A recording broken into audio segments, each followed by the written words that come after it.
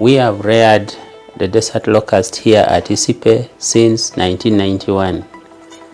This is a colony that was initiated with a stock from the Desert Locust Control Organization in Ethiopia. And we've been doing this in a safe way without allowing the locusts to be released to the environment. And we've used these locusts for different research meant to develop techniques for its management, notably the biological control techniques and pheromone traps.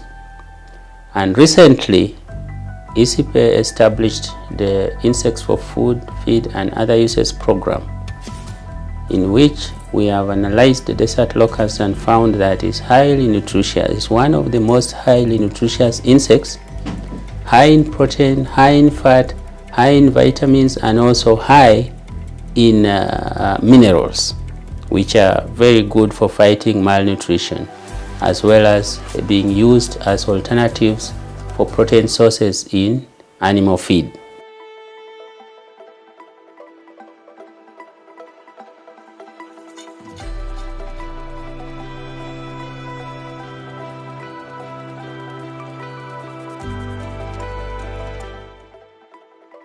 Desert locusts are a species of grasshopper, but unlike other common grasshoppers, they can transform and change from solitary to gregarious phase.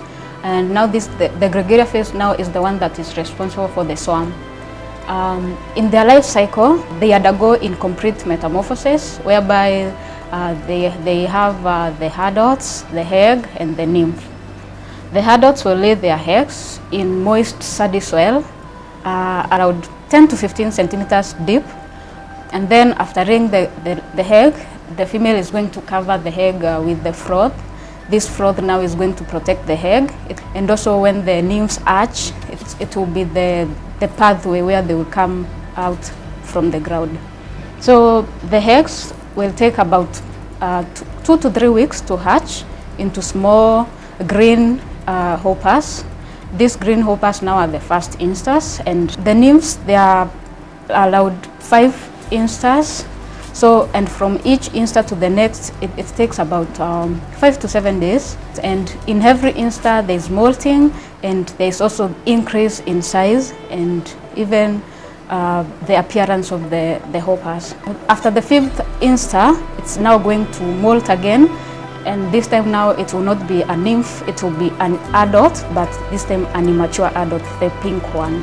So the immature adults will take about 2 to 3 weeks before it can turn to the mature adult. And now this mature adult will take around 4 to 7 days, and then they will start mating and lay the eggs, and the cycle continues. So this is an adult cage. So inside there are males and females of Schistotheca gregaria. Schistotheca gregaria is the scientific name of the desert locust. So you mostly find them that they are in pairs, male and a female. So after mating, they are going to lay their eggs on moist sand. These tubes contain sand. The sand is moist. So after mating, the female will dig deep down here and lay its egg. You find that most of the time you find the eggs from this point to down here, and on top it's the froth that will be covering now the eggs. How to differentiate between the male and the female? You find that for the female, they are a bit bigger compared to the males. If you look at the tip of the abdomen, it's a bit pointed, and for the one for the male, it's round. And even the size, but the size cannot give you distinct features, because if there is enough food, sometimes even the male can be bigger than the female. So it's best if you differentiate it using the tip of the abdomen. So now this is how we correct the eggs after the females have laid them. You just exchange now the tubes. In this other tube, there's another moist sand, so that they will continue laying, because it can lay up to 3 times. And since in this cage there are so many females, so we are going to correct eggs more than 3 times.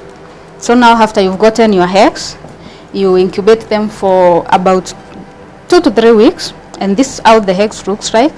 They are always in egg pods, The egg pod can be between 2 to 6 centimeters, and it's always covered with the froth to protect it.